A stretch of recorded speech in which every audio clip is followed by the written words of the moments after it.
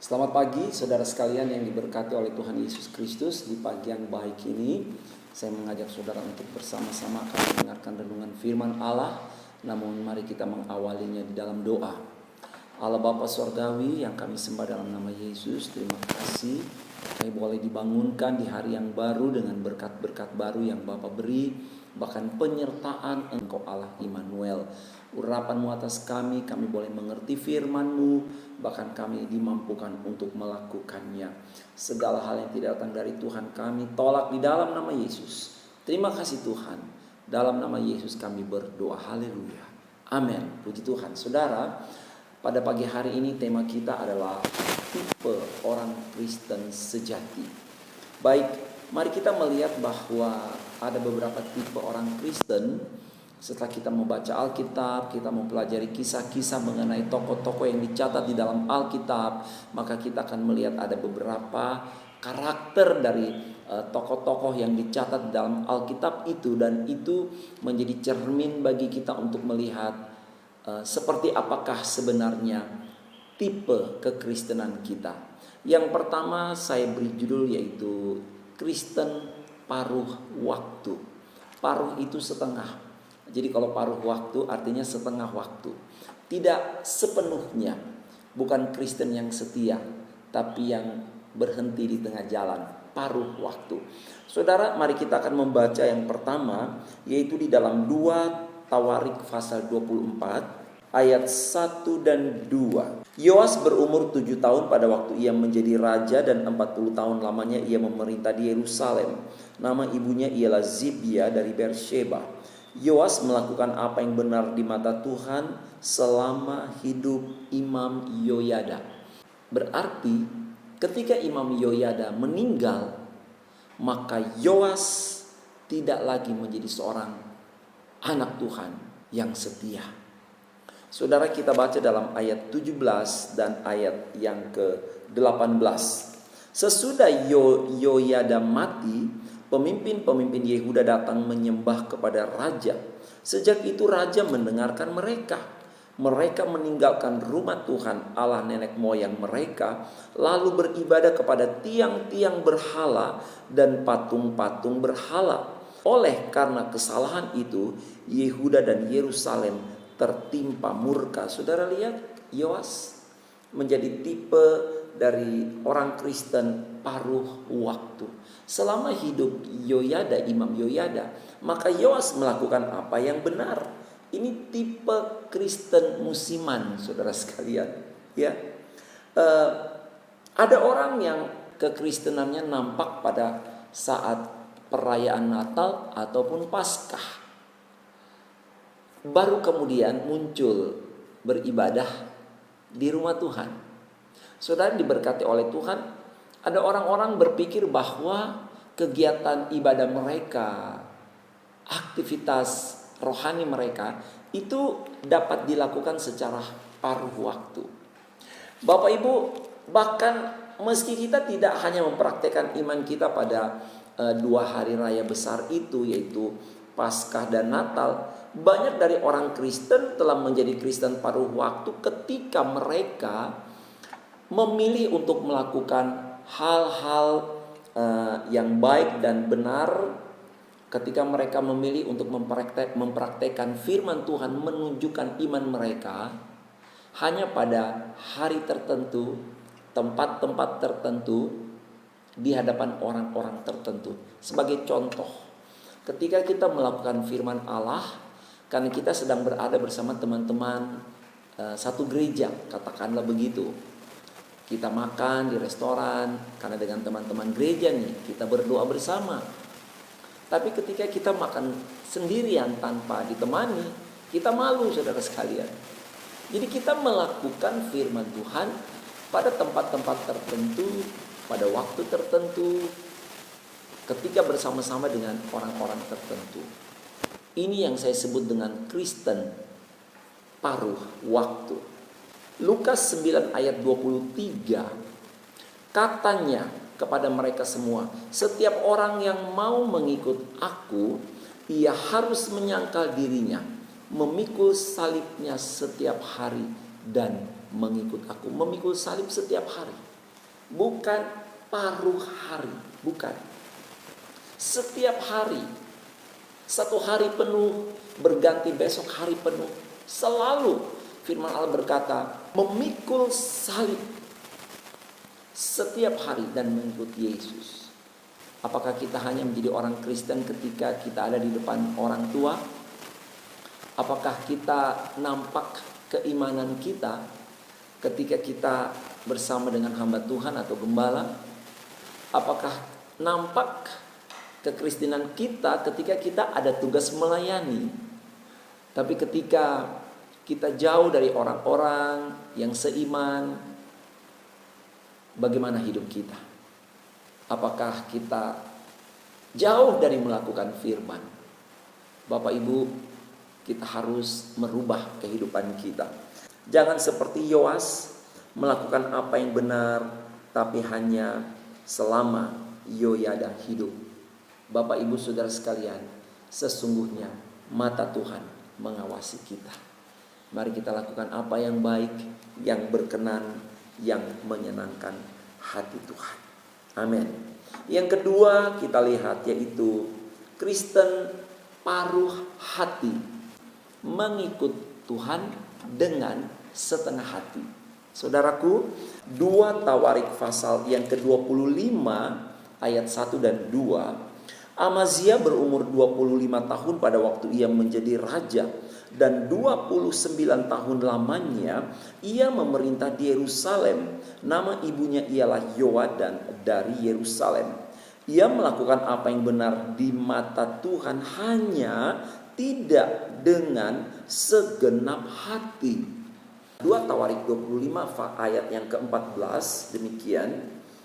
Ketika Amazia kembali setelah mengalahkan orang-orang Edom itu, ia mendirikan para Allah Bani Seir yang dibawanya pulang sebagai Allahnya. Ia sujud menyembah kepada Allah-Allah itu dan membakar korban untuk mereka. Bagaimana mungkin Raja Amazia dia menyembah kepada Allah yang hidup, Yahweh Allah orang Israel. Tapi ketika dia berpulang berperang, dia menang, dia ambil Allahnya, jimat, patung-patung berhala, dewa-dewa dari bangsa yang dia kalahkan. Dia bawa pulang jimat-jimat itu, dewa-dewa itu, dan dia sembah dewa-dewa itu. Tipe kekristenan paruh hati. Allahnya tidak cukup satu, tapi punya Allah-Allah alternatif. Kalau saya sakit, saya berdoa dalam nama Yesus dan saya tidak sembuh, ya saya bisa berdoa kepada yang lain. Saya bisa pergi ke dukun, saya bisa ke paranormal, dan sebagainya. Saudara sekalian, Kristen paruh hati. Orang-orang Kristen kerap kali mengalami yang saya sebut dengan sindrom mendua hati. Hatinya terbagi dua, saudara sekalian. Kita percaya kepada Yesus, namun kita enggan menyerahkan seluruh hidup kita kepada Yesus. Kita pergi ke gereja, tapi kita tidak mau hidup sesuai dengan iman kita apabila ada hal-hal yang menghalangi kita untuk memperoleh kesuksesan atau kesenangan duniawi. Nah, orang-orang seperti ini hidupnya tidak tenang, saudara sekalian, karena paruh hati, sindrom mendua hati. Kaki sebelah berdiri pada firman Allah, tapi kaki sebelahnya berdiri kepada pandangan-pandangan dunia. Hal-hal yang bertentangan dengan firman Allah. Oke, kalau saya beribadah ke gereja, saya pergi tidak apa-apa. Kalau memang lagi saya diajak doa, ya saya ikut doa. Tapi lepas dari itu, kalau mau pergi dugem ya enggak salah juga saya dugem. Mabuk-mabukan, berjudi, merokok. Hal-hal yang dilakukan oleh dunia itu dilakukan. Dan hal-hal yang dilakukan oleh orang Kristen dalam gereja itu pun dia lakukan ketika dia ada di dalam gereja. Jadi saudara sekalian, inilah orang Kristen paruh hati. Nah, kita melihat di sini, ini kita hati yang mendua ini menyebabkan hal-hal yang serius, akibat-akibat yang serius dalam hidup kita. Yang pertama, kita tidak membuat Allah senang. Tentu saja kalau kita melakukan hal ini, Allah akan berduka cita, saudara sekalian. Dan yang kedua, kita tidak bisa menjadi garam dan terang dunia. Kita tidak bisa menarik orang datang kepada Kristus lewat kehidupan kita. Karena kita abu-abu, saudara sekalian. Mari kita berdoa. Seperti Mazmur 86 ayat 11 berkata, tunjukkanlah kepadaku jalan-Mu ya Tuhan, supaya aku hidup menurut kebenaran-Mu. Bulatkanlah hatiku untuk takut akan nama-Mu. Kita lihat di dalam ayat yang ke-27 daripada 2 Tawarik 25 tadi. Sejak Amazia menjauhi Tuhan, orang mengadakan persepakatan melawan dia di Yerusalem. Sebab itu larilah dia ke Lakis, tetapi mereka menyuruh mengejar dia ke Lakis, lalu dibunuhlah ia di sana. Kasihan saudara-saudara, akhirnya dia mengalami kematian karena dia dibunuh.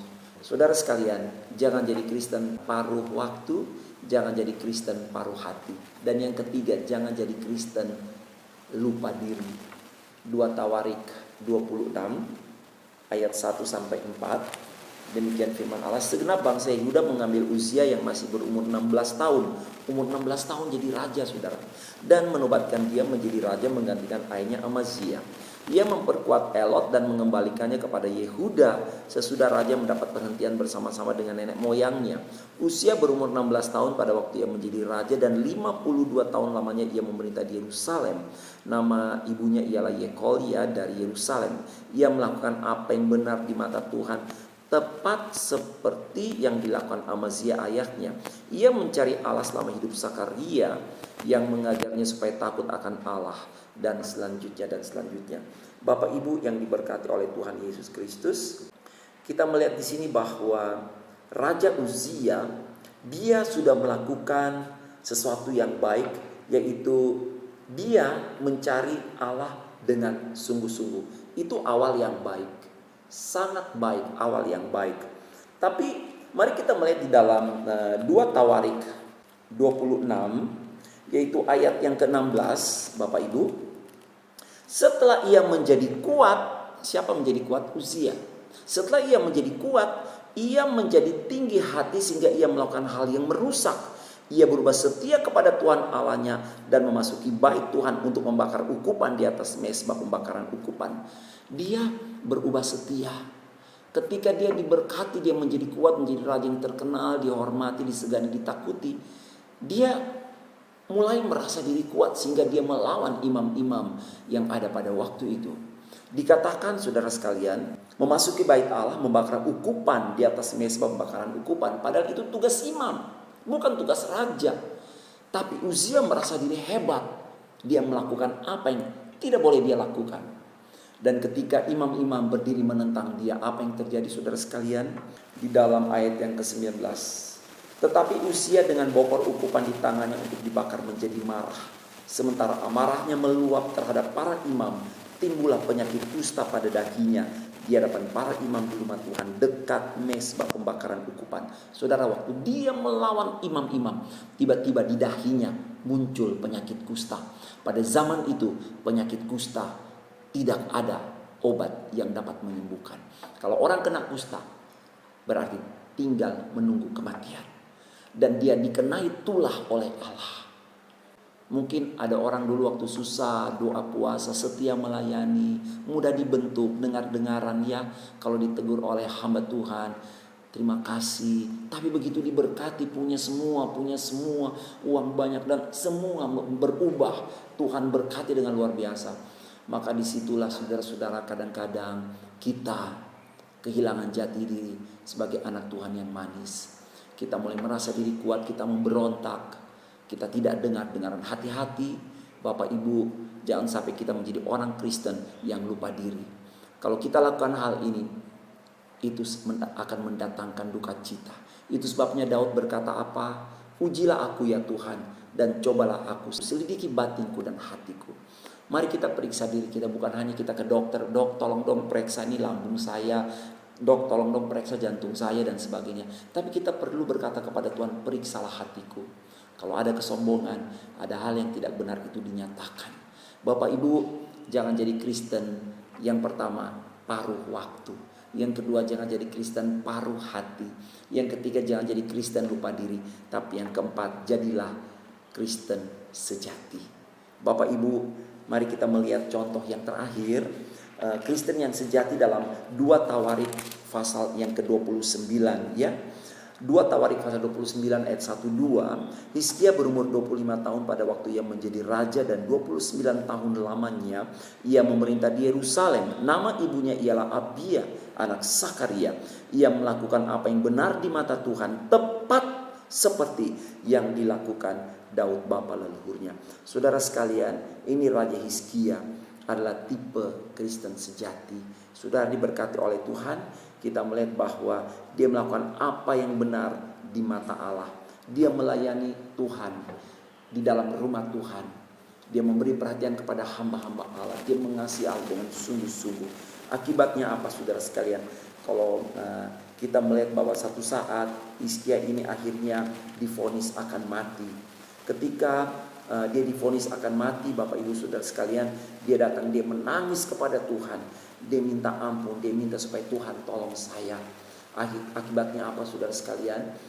Nabi Yesaya kembali dan berkata bahwa dia tidak akan mati, tetapi dia disembuhkan dan Tuhan menolong dia. Umurnya ditambahkan oleh Tuhan.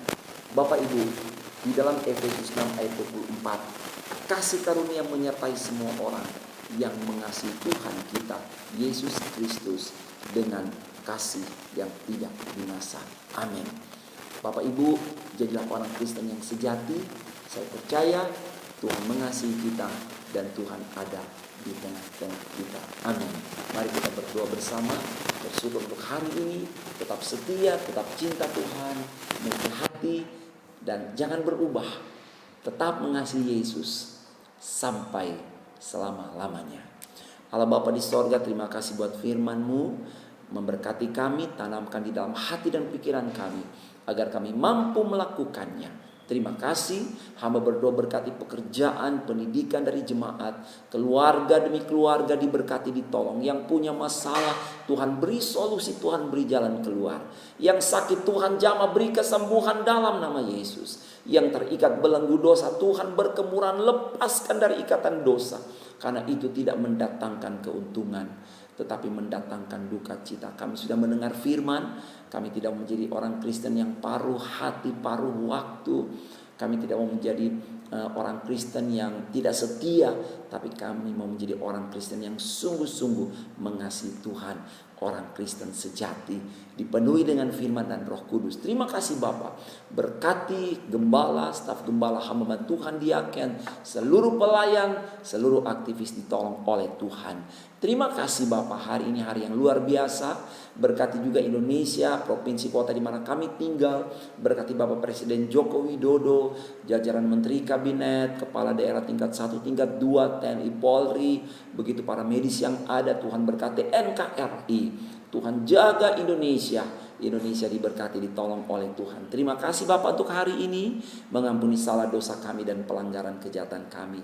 Di dalam berkat nama Tuhan Yesus Kristus, kami sudah berdoa. Haleluya. Amin. Shalom. Selamat pagi, Tuhan berkati.